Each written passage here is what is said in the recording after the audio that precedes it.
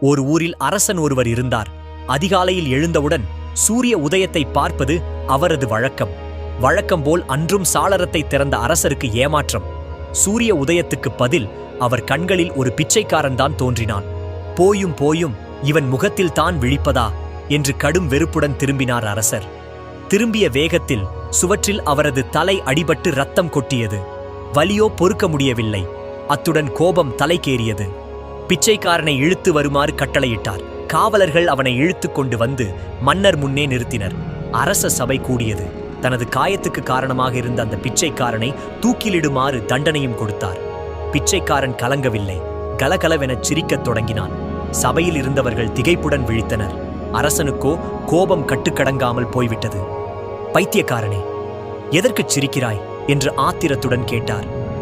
அரசே, என் முகத்தில் விழித்ததால் உங்கள் தலையில் சிறு காயம் மட்டும்தான் ஏற்பட்டது.